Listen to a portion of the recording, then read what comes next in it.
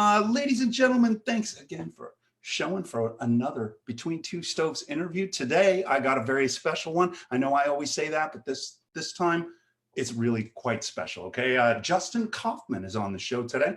Mainly brought the guy on just to have a little eye candy on the show. That's really the main reason. But you know, we get to talking and we start rambling on, and we just cover a lot of stuff, right? And so I decided to have this guy on my show. He's an old friend of mine, and you're gonna just see a great show today. So let me just get a couple other things rolling here, and we'll get this party started. Looks like I got Jim out there. Good to see you again, sir. And Brandon is out there. Katya, Stephanie, Chef Stephanie. Good to see you, young lady.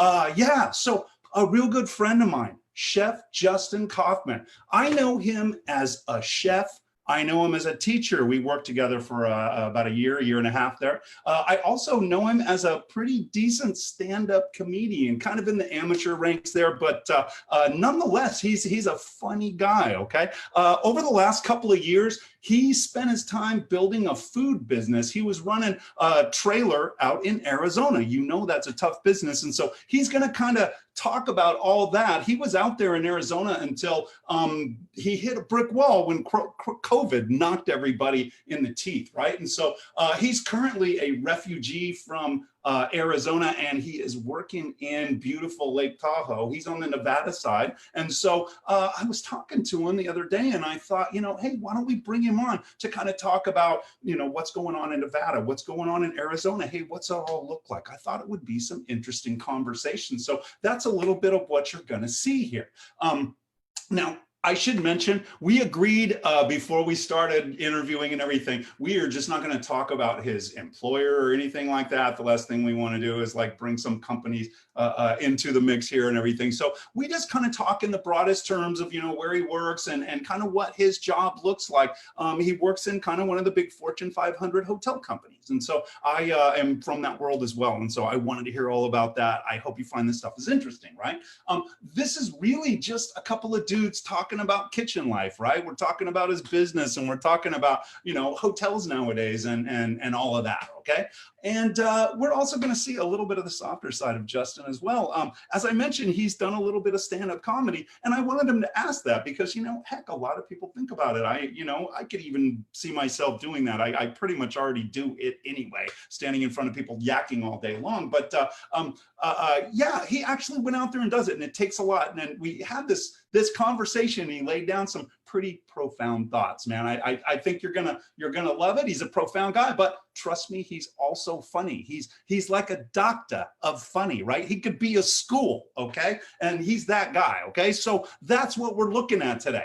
All of this came together. It's a pretty wide-ranging conversation, but we cut it down to a nice little show here today, and I wanted to kind of make it fun and entertaining for the viewer, you know, you guys, right? And so lend me your ears for this one. It's going to be a good one. I think you're going to enjoy, okay? Let me bring it on up.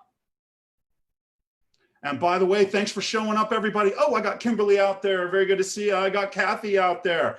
Love you, gal. Good to see you out there. Michael and Ruben, thank you as well. So, Justin, man, thanks so much for showing up. I love you, brother, and it was great hearing from you just recently. And after talking to you for about 5 minutes, I thought we had to do a show together. So here it is, man. I want to kind of lay it all out before this, what I've been calling this never-ending Corona Carnival cruise began. I knew you many years ago as a chef instructor, a teacher, right? Back then. And then you also went into stand-up comedy. And most recently, you were an entrepreneur with a startup food trailer called Chef on the Go. That's out in Arizona, right? And so I wanted to kind of check in with you. You're in a totally different state now. You're not even in Arizona. So I wanted to kind of talk to you about what's been going on in all these different states during Corona. But before we do, I was wondering, dude, if you could talk briefly about your startup in those heady salad days before Corona, back in the normal world. What was it like starting up that trailer? Well, first off, love you too, Dave. I mean, I'm glad we're doing this. I'm happy that I'm on your show, and it's great that you're doing this. Salud. You Better believe it. But real quick, let's say real quick, started Chef on the Go 3 years ago. Back in June was a 3-year anniversary of out and about. We started this. I mean, it was a process of like 4 months before we even got up and running with buying the trailer and everything kind of coming together how it did. So I do run it with my parents. They are both co-owners, and it's the craziest thing I've ever done, hands down. It's so much harder than you expect. You know, coming at it from the chef standpoint, where I've been cooking for a while before doing this, and you know, you figure you wear many hats, but now your own business owner, you wear all the hats. You are the mechanic, you are the night cleaner, you are your marketing, you are your sales, you are everything, and it is such a steep learning curve. And it's not just like throwing down the plates and rolling it and letting the money roll in, right? There's actually work behind all of this. Is that what you're saying? Go figure. What a mystery. Yeah, it is. And it's hilarious too, like hearing all these different people talk about like, oh, it's got to be like, you'll make all this money. You don't. And you need to be so much more patient. And you got to give yourself a little slack as well. Like, cause I mean, it's so hard when it's you're the person. And when there's a mistake, it's on you. Like I was saying, like dim lock our coolers, our refrigerator, you travel, all that stuff goes down. So like that barbecue sauce that I spent 3 hours making, it is now on the ground. We were making a hibiscus tea before, and we were pulling up to our lunch stop. And as we stopped, it looked like from The Shining with the elevator opening, there's just all this hibiscus tea is just gushing out, and you're starting off your day realizing exactly how much money that costs and how much time it took you, and you're the only person you can blame. There's no prep cook you can yell at. And only you. Think of the money you would have made from it, not just what it cost you, but the money you were expecting to make from it. But that visual, bro, that is so great, man. The Shining, I think everybody knows what you're talking about, man. So great. And I thought about that too. I thought about all the money I didn't make from that either. But you know, it's just, and like I said, you got to be patient because there's so many different. You do a bad spot, and you don't want to burn bridges there because you never know. There might be that one. Yeah, you fed 5 people, but one of those 5 might be the person saying, "Hey, you got to come out to the HOA I live at," and that might be like 7 months later because they remembered your food. So it's tell the listeners what's an HOA. What are we talking about? Oh, let's say homeowners association. So in Arizona, like I said, so we're in Arizona. I was living out in Sacramento for a while. I miss Sac. I miss the Sac town. You know, hey, was it 530 maybe? But I was gonna say, it's where you just have a whole bunch of houses. Like it's insane how big these HOAs are out there because Maricopa and Pinellas are 2 of the fastest growing counties in the country, and it's just you'll have several hundred homes there, and they got all these different parks. There's schools built. There's schools in there, and also some different churches and whatnot. And it can be a hot spot. I mean, you can come in there, and it's great for business. So, and it's a mix too of you got to find good events. You got to work with people, and you got to find stuff on your own, and know who are people that you're going to recommend for spots that you can't do. And, they look out for you as well. I mean, it's kind of, one thing I will say is I really appreciate the sense of community out there. It sounds like a food truck brotherhood, a sisterhood, right? Mm-hmm. And not only your food trucks, but you're the people that insure us, because they insure all the other food trucks. You get to know them. We set up at different breweries and tap rooms, and then you're working with people that are making their own beer and are starting their own businesses. And there's it's that great symbiotic relationship where both are benefiting from working with each other. And it's cool too, because you're working with people that are passionate about what they do, and you're passionate about what you do, and you're able to share that with each other. There's a nice sense of community out there. So it sounds like, you know, you were getting your feet under you with the chef on the go right when all of the Corona hit, weren't you? I mean, can you talk about that a little bit? Oh, absolutely. So yeah, like, you know, we were talking about this before, you know, like our first full year of business, okay, sales, I would say around 80 or so. Then last year we did about 120. So you're looking at about a third or so worth of, you know, increase in sales, and you're just getting your reputation out there and the people you're working with. And March, I'd say March and November are your two busiest months in Arizona, in the Phoenix area. And so when everything went down with coronavirus in March, that just crippled our sales. I mean, we were looking at about 20% of what we were expecting. And I mean, there were some good events coming up too. Like there's this one blues event out in this little town, Apache Junction, and they do an amazing job there. And it'd be the third year of us working with them. And it's just how much they improved from the first year to the second year. First year was great, but second year they got all these different local breweries in there, and it was just, the music's great. They're all set up. We had that. There's a Good Life concert series. And all these big events where you're looking at $3,000 to $4,000, $3,000 to $5,000 worth of sales out the window. All those good lunch spots, but you know, and that's kind of thing too, is we got to be resilient and you got to find out. So that's why, like, when everything started going down, we set up right by the HOA we live in now. Set up, you know, work with some other local food trucks, and like I was saying with the HOAs, working with them. And just seeing what you could do, and like, you know, go hit up some local businesses and see about, you know, go knock on their doors, because maybe the bank will go ahead and feed the staff there. You have a nice little $90 order right there for lunch. You know, got to pay the bill somehow. And now that there aren't as many restaurant options out there, right? You're a great option for them and everything. And now's the time when we all got to start pulling together, right? We really do. And so I can see the HOAs kind of opening up even a little more nowadays and let you guys in. And it gives them more options. I mean, and keeps them in their communities, right?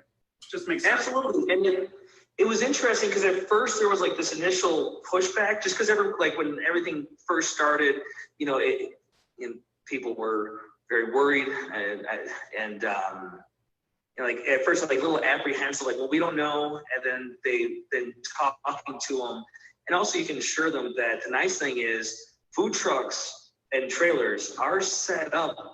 We're kind of like the best to adapt to these new rules that COVID's bringing, because there's no plates. It's all single use for your to-go containers. It's a small staff. So like I said, for us, it's just my parents and I. So we're not dealing with a lot of people. You don't have a staff of 15, 20 people that all go out in the world and interact on their own and then come back. And then, like, it's, you know, like, you're not welcoming thousands of people into your kitchen essentially every day, just, I mean, because of the staff. And it's easy to you're a closed system, right? You know, you're locked in. Just you and your folks, like you said, you don't have all of these outside people involved in it and everything, who are going home to their places and everything. That's a super good point. Now I'm going to get a little political here. You were in Arizona, right? The veritable hotbed of anti-mask, no social distancing, scientific. And I mean, what was it like to run a food business in that? So luckily for us, we kind of we shut down in early June. So like, it seems like a lot of that's been ramping up more with, like, there's been a lot more from that ramping up after we shut down. But it's interesting, and the hostility is so nerve-wracking, because like, I would, like, one of the first stores that mandated masks is Restaurant Depot, which when you own your own business, like Restaurant Depot, there's a US Chef store, and like Sam's Club. Those are like three of your go-tos, and Smart and Final as well. every once in a while. And then wherever you can find sales. I tell you what, man, sometimes Fry's has a sale on brisket for $2.20 a pound, and we just rob them. You just go into that, you just go into the display right there, and people look at you like, yeah, I'm buying 8 briskets right now. But anyway. You got to run for that money. Oh yeah, no, are you kidding me? That's one thing I love. Like my mom is so meticulous about looking for sales, and it might drive you crazy at times, but she'll be like, brisket's on sale right now, Bosch's. Or like tell your mom I love her. Tell your mom. Oh yeah, no, she's thorough on that. Nope, we're not going here. We're going there for tomatoes, because then we're gonna get the green onions here. But I mean, it's, you know, you find that niche what works for you. But anyway, back to dum-dums in the hot sun. Yeah. So like at Restaurant Depot, there'd be people arguing about it and just like pouting. I cannot comprehend how many adults I've seen throw temper tantrums like a child because they need to wear a mask. And you see a 3-year-old wearing a mask. And it's really frustrating. And I do admit that it's something that it does feel weird thinking about, you know, this entitlement to like not, you know, just not being a decent human being. That's all it is. It's just decency. And I'm glad we got out before there's a lot more animosity growing. Yeah, it's just amazing to me how it's just about them, you know, forget everybody else, you know, they don't want to be a part of society anymore. It's that idea of, you know, the government is always bad. There's nothing the government could ever do that's right for the people. And it's just like, I don't know why they've been taught this, but you know, we used to believe in our government. We used to respect people who worked in the government. We used to respect the FBI, but now I guess they're all traitors or something. And you know, we could go on all day about this, but it's just I don't understand. Talking of evidence and reason, it just doesn't make sense. It's beyond me just seeing it's always angered me how people hate science. It's just like, but science doesn't care about your political views or which way you lean. Mother Nature doesn't care. COVID has 0 farts to give about what you think about things. And you might not believe in it, but it believes in you, you know? You know, I recently read a social media post that said Arizona has the most anti-mask posts per capita on social media. But then again, I read a social media post that says you can prove anything with a social media post. So I was thinking maybe after this, I was going to try and post something and prove it by posting.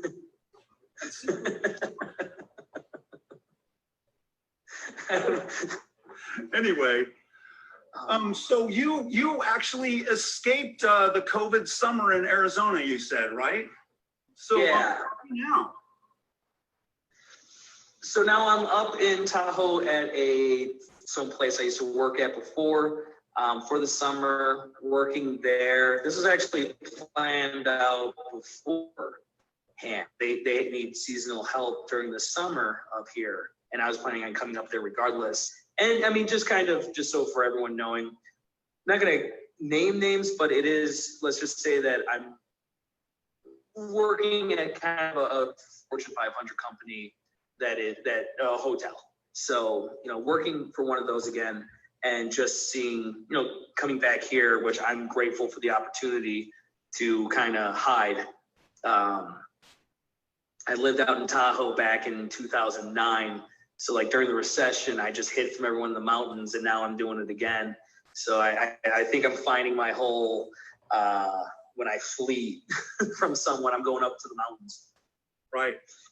It's got to be one of the most beautiful places on the planet, right?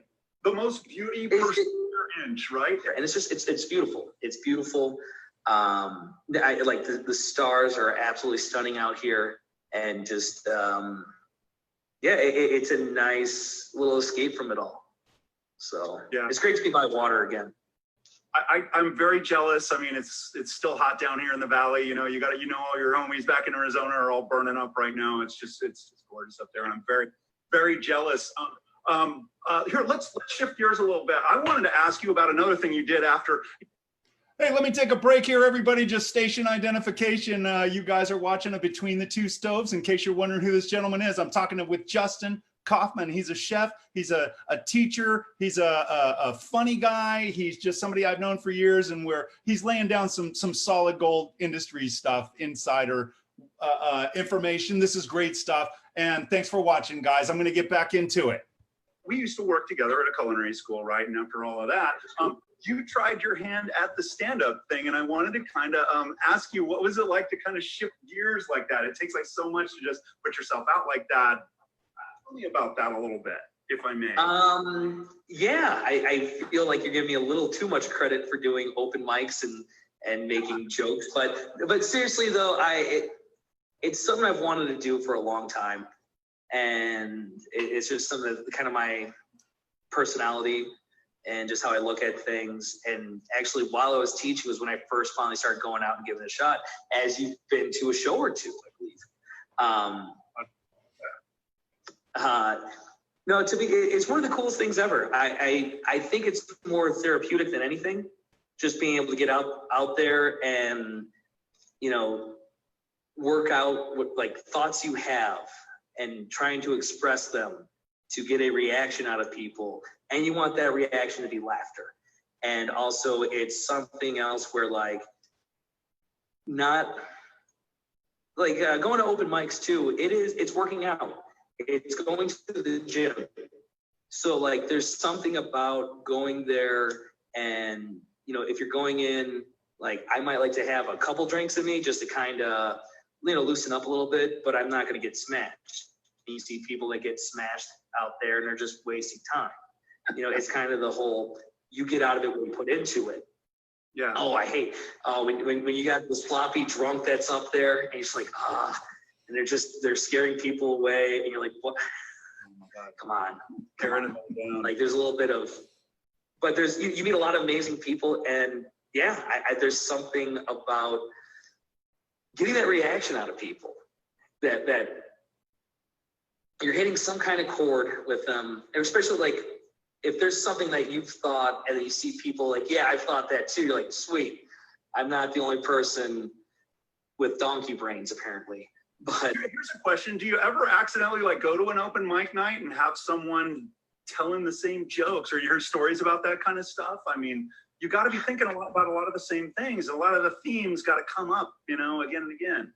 You know, it's funny you mention that. Like I really don't know, like you don't really see a lot of like, oh, the same exact jokes or anything, but like if you're hitting on kind of the same, you know, like there's just so many like same tropes that we all kind of live through. And it's funny because I noticed this one guy, I made this with a like ours. Yeah. With a president like ours. Oh my God. Oh, I don't have enough bourbon on me right now. Well, like events, you know, if you're topical, people tend to kind of swim in a direction, I guess, right? Yeah, you know, and it's kind of, well, like it's funny too, because like this one comedian, I saw that him and I did like the same exact joke about like not realize, like when you see a picture of yourself, you don't realize you're that fat. Like you feel like you're Bruce Willis in The Sixth Sense. You mean I've been dead this whole time? Like, you mean I've had these chins the entire time? And like the whole thing was, I mean, I remember saying it, and then I saw him make the same joke, and it's like, well, come on, Sixth Sense is popular, and there's more than 2 fat people out here that don't look at themselves often. So like, you look at that, you're like, okay, yeah, that's kind of the same area. Well, then I'm not going to tell that joke anymore, because I'll do something like, you know, I think there's kind of the thing too, is like, you know, how are you going for the lowest dangling fruit, or are you trying to do something else? And I think every time, you know, that's what's so important about, like, when you see people that are dedicated to it, and you see like how the jokes form and everything. And like, even for, you know, like, it's just kind of like hitting on, all right, for me, it's how do I edit and take out useless words? as I mean, you can tell how much I ramble on this already, but like, how do you get to the point? I'm the king of ramble. I'm the king. Well, that's why we got along so well. Well, there you go. I mean, we hit it off in the beginning just because we had both had that hotel background, right? We were Yeah. telling hotel stories. Yeah. And, you know, it's kind of funny with chefs, you know, you meet a new guy and it's like, there's that kind of standoffishness. You got to kind of, okay, what's this guy all about? Who is this guy, you know? And, but yeah, we talked for like 2 minutes and hit it right off, man. Yeah. Yeah. Real quick, just that's something I love about our industry, though, is like you can cut through bullshit in 15 seconds. Like when you meet someone and you can kind of see like, is this a BSer? Is this someone that's going to come off? Are they like even working up here and like there's this one chef that as soon as I was on the line, we just clicked. It was just that whole, as soon as you're on the line and the whole, okay, hey, where's this, and this? And it's that communication and the timing's already there. That clicks.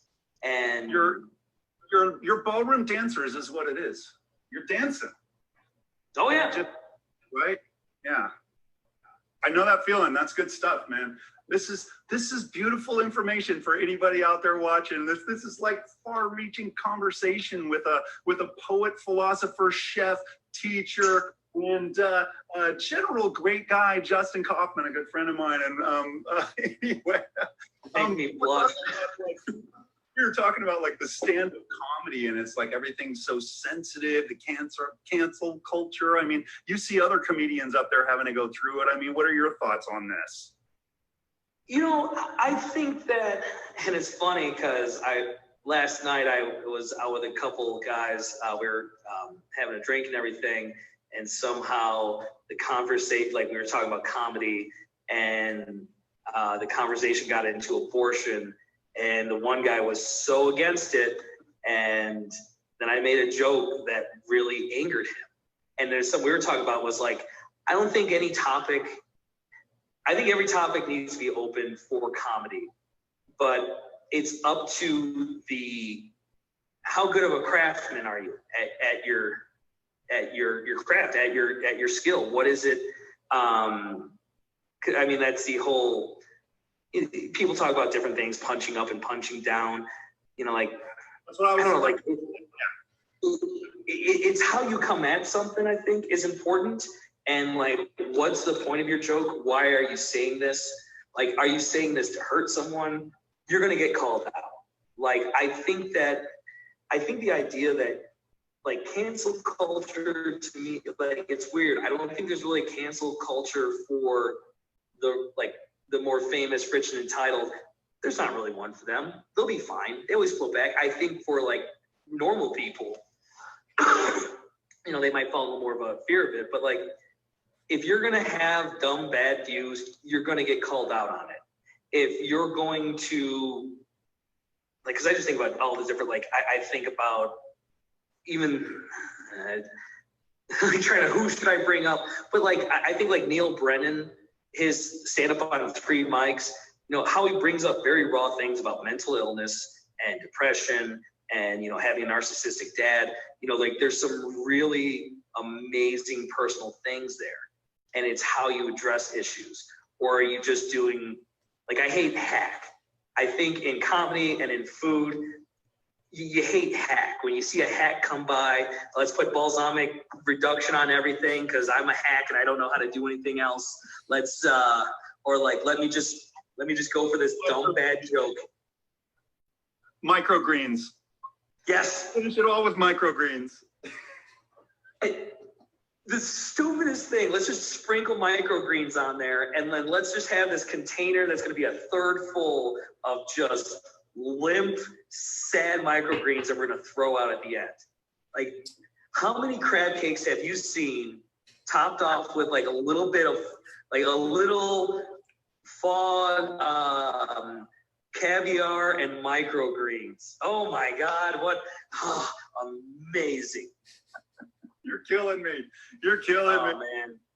Yeah, And I was going to talk about, just people being a little sensitive about certain things too, because comedians got to be able to go out there and do their craft. But yeah, I mean, I'm going to just use myself as an example. I only got one eye, but that's funny. People have to joke about that, right? BB gun jokes are funny. Eye patches, glass eyes are freaking funny, man. And people have to make these jokes. But I don't get offended because I understand that people are different and we got to be able to laugh, I think it is that punching up and down thing. It's like, who are you and how you're doing it, man. You're a comic genius. You're a poet philosopher. I love it. I just don't want to cancel Christmas Story for BB gun eye jokes. That's all I'm saying. But that's the thing too is I think for a lot of us, humor is it's our armor. It's the way we kind of protect our stuff, and it's a way to adapt to things. Because I know for myself, let's be a little personal here. Starting this business and moving out of Sacramento, and I was in a good relationship, and we tried doing long distance, and that was the dumbest thing anyone can do. Sorry to hear about that. Hey man, I appreciate it. But I had depression, man. And there's something about being able to make jokes about it. Cause you have to, you gotta be able to look at things and it's the whole, what is it, the divine comedy or whatever. It's really how you look at it. It's all in the tone of how you say stuff, but you need to be able to laugh. You need to be able to laugh, because it's that other relief of energy, of energy and emotion, because it's important to cry and it's important to laugh. And it's that thing that, to me, the overall goal is to bring people together with comedy and joking and laughing. And you are going to, sometimes people are going to be able to handle that. And don't listen. I mean, that's a great thing. No one is telling you to listen to anything. Because it's I know Dave Chappelle's Sticks and Stones had a lot of backlash, but when you watch it, he talks about everyone. He talks about any kind, and it's so funny. And then I don't know, did you watch his 846? I just saw a little part of it. That is, to me, Dave Chappelle and George Carlin are not comedians; they are philosophers. I think they're at a different level. And him talking about that, just I made my parents watch it. I've watched it several times, and just, I don't know, there's something, it's refreshing to hear realness. Yes, and that's what it is. It's someone who's genuine for a change, yeah. Right? Don't you think? I think people really respond to that. And only a few people are hitting that chord in an era where we don't even know what truth is anymore. So okay, let's shift gears, because we're just going to keep going down these roads, I'll tell you. We got you back in the world of hotel resorts, and I'm really curious. Someday I'll get back in the classroom and teach this stuff, right? But I'm really curious about what are the new procedures they're throwing out at the big boys are throwing out there, right? The big Fortune 500 companies, they got to make sure everything is like tip top at all times. So much liability and everything. So I want to know what the big boys are doing. Oh, they ain't playing. They're coming at this. When they open back up, a lot of work went into them figuring out what they can do, which outlets to open, to follow guidelines about well, if it can only be at 50%, what's the point of opening this one? Can we open this out? Can we open our different restaurant because it's larger and not worry about these other olittle And for their employees, your temperature is checked as soon as you come in. They give you the little day dot colored sticker to put on your mask or your name tag, so everyone knows you're good. We should clarify that. That little sticker is colored, and it tells you if it's Tuesday and you're wearing a blue one for Wednesday, then you're in trouble because you're exactly. Or if your sticker falls off, you got to go back and get another one. So like, yeah, it's the whole coordinated. So yeah, it's everyone's got the same sticker for the same day. And What they about got this. what about things like masks? Are you guys all masked up all day? Mandatory. It's when you come on your way in, you have to be wearing one. You have to have it on at all times, except for like in the cafeteria. But they have that all set up with special dividers. It's a brave new world for all of us out there, and how we go forward with this. So let's see. Let's get back into what about things like gloves? There was a lot of controversy with gloves in California. Now you're up in Nevada. What's the deal with gloves up there, and what's going on now? I go back tomorrow, and I'm interested to see with, I guess the county out here is making it so they want, like, if you're in a food handling area, you have to constantly wear gloves, which as a chef, I don't like that at all, because I think that what you're doing it, like, you got to wear them the right way. And I think if you just tell them they have to always wear gloves, you're going to promote bad practice, because then people are going to be like, well, I'm not going to change this, even though I touched that door handle with my gloves and I grabbed this over here and then I touched this and then I messed up my hair a little bit and then like, but I got gloves on, they're magical. That's not how it works. Well, we taught.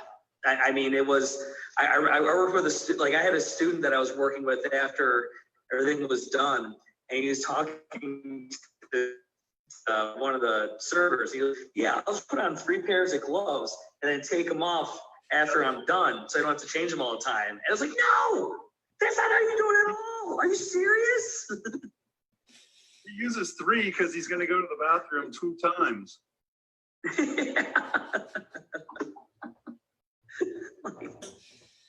Oh yeah, good stuff. So I guess they've been ramping up training and all of that stuff, hand washing procedures, right? All of that's all still the same. Are they recommending like washing them twice, like in a long-term care facility, anything like that? Not twice. It's the whole, as soon as you come in, you do have to go to the locker room and wash your hands. Like that's the first thing you have to do. And it is just kind of, I mean, it's just the right way to wash your hands and making sure, and I mean, they've got the signs all around the place. And like, it's funny for me though. I mean, it's just, that's been so just ingrained into my head with knowing all this stuff, but it is good to see that they have that out there and people are washing their hands. I mean, like the funny thing too, is like, I've just been noticing that at more places I go to, where like, even like, you know, you go to like they'll have like, oh, sing this chorus from this song, and that while you wash your hands, you know, like little things like that to kind of help, you know, the come at it from the entertaining side, so it kind of sticks with people. Yeah. You better believe it. A lot of people do happy birthday, row your boat, whatever. I always just wash my hands twice, you know. And then, you know, long-term care facilities, some of those at-risk populations, that's sometimes a requirement in those places too. Just make it nice.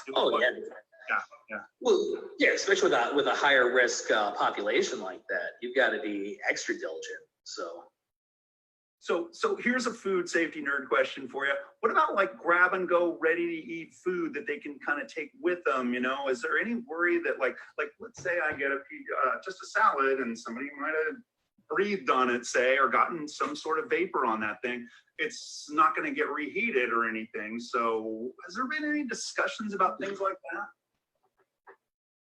That's a good question. Yeah, you know what? There hasn't really been much discussion about that, about the potential risk. I think it's kind of the, you know, you know, if the person who's making the salads, they have to have their mask on the entire time, so they're not emitting any germs onto the food, and then it's covered. Everyone, like, since you are handling ready to eat food, you got to wear gloves the entire time, and at least that's getting covered and going. But yeah, I don't have an actual answer for you, other than I hope you're CYA enough, man. That's kind of my thoughts too, is the people have to be really, really on top of that stuff. It's the awareness, right? It's just that, hey, it's a bologna sandwich. It's, if it's a droplet of vapor gets on there or whatever with virus in it, and you're consuming it. Now, how long does the virus live on a bologna sandwich? I want to know. And so, how well, does freezing kill this virus? Does reheating? I keep trying to find that out from people. I would think all of these procedures, I mean, it sounds pretty much like the place you're working at, Fortune 500 company, is doing a lot of the right things here. I would think, and I wonder when we're going to see these companies start using that in their advertising and marketing. Hey, we're the company that's not going to give you the coronavirus, right? Yeah, and that's a great point there with how many people are already doing that? Because even going back to Arizona, some of the places we were going to, we did a couple of events where, they're like, hey, what procedures are you guys taking to ensure that everything's gonna be fine? And, it's everything we've been discussing, the sanitizing, washing of hands, minimizing of staff that, of exposure of other people coming in contact with it. And yeah, I think, it's going to be just more and more of the, our daily vocabulary is, the whole, how are they doing? And the thing though too is, I think as we're getting to as well, is you have to do everything you can and do your due diligence.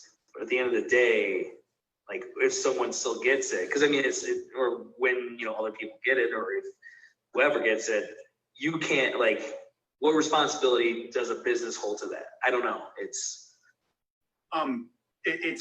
impossible to say. It's like the old days of, oh, what if I get salmonella in your restaurant? But this isn't a case of, someone doing some blatant negligence, right? These are people trying to breathe, and they're wearing their mask. If you're following all your procedures and someone still gets coronavirus at your restaurant, gosh, I don't know how you would even trace it back exactly 2 weeks before.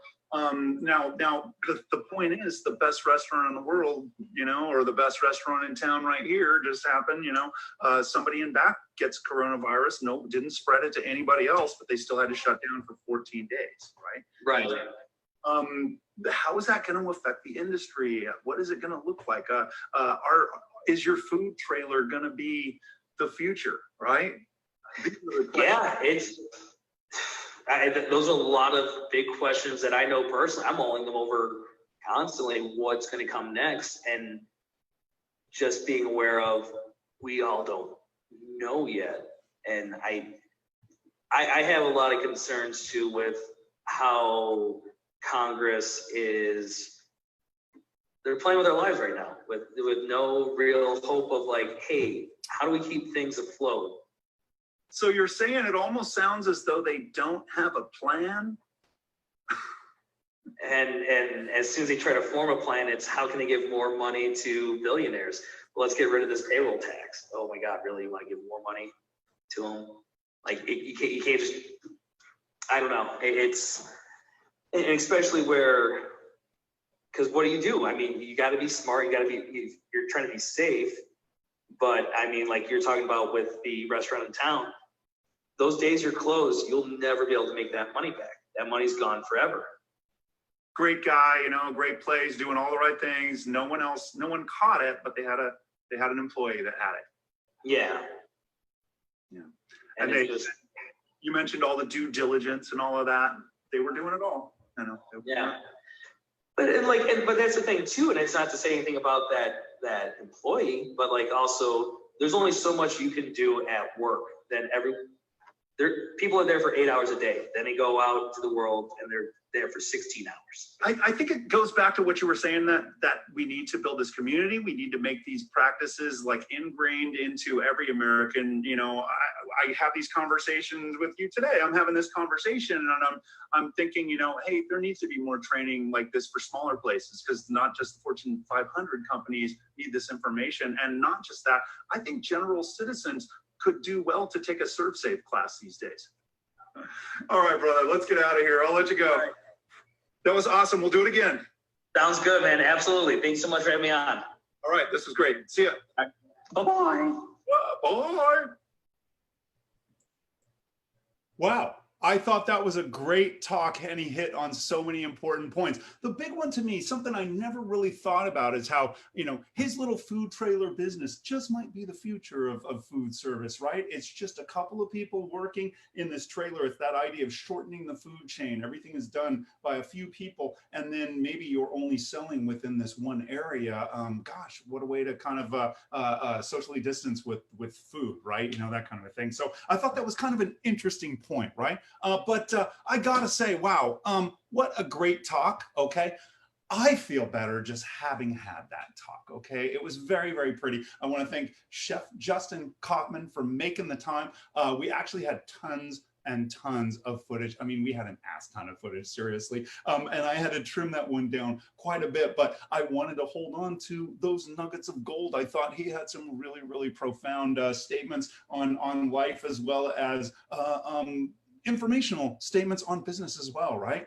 I may just release the uncut version for my upcoming late night fake TV talk show, Last Call, on industry cooking classes on YouTube. That's coming up. I don't know. I kick these ideas around.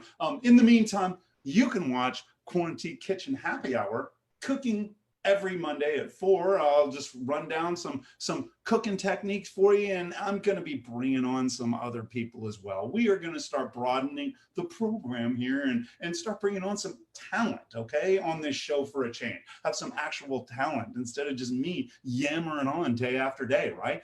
Coming up this Monday, it's going to be Sauerkraut Slam, okay? You're going to want to see this. This is the one I've been talking about for a while. It's going to be talking about ferments in this one, okay? So fermented vegetables, things like that. It's going to be good.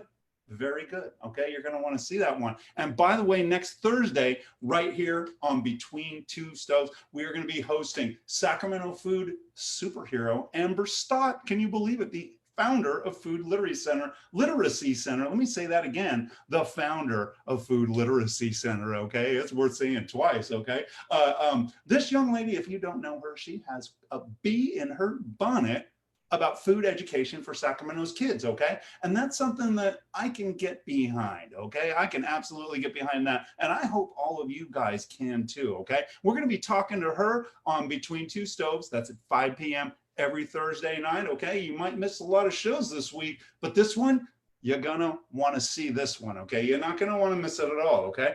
I wanna thank everybody so much for coming in and hanging out with me to watch today. I want to thank again the sexy chef Justin Kaufman, okay, for hanging out as well. Okay, it sure felt like a party in here to me. I hope it did to all of you. I see Diane out there. I see Adrian. Thanks for hanging out, Adrian. Good to see you. An old colleague of mine. She's a very talented lady. Ms. Cheryl Sutton out there, longtime friend of the show. It's so good to see all you people. It makes me feel good that you're out there and watching this stuff. And I think I'm bringing some quality people to the conversation, to the table. Okay, so I hope you're enjoying this. Okay. It sure did feel like a party in here today. And as you ladies and gentlemen know, oh so very well, the party is always in the kitchen. So we're going to call it a day on this one, and we're going to let you all have a nice rest of the day, okay? We will see you next Monday for that fancy ferment sauerkraut slam, okay? We'll see you next time. Bye-bye now.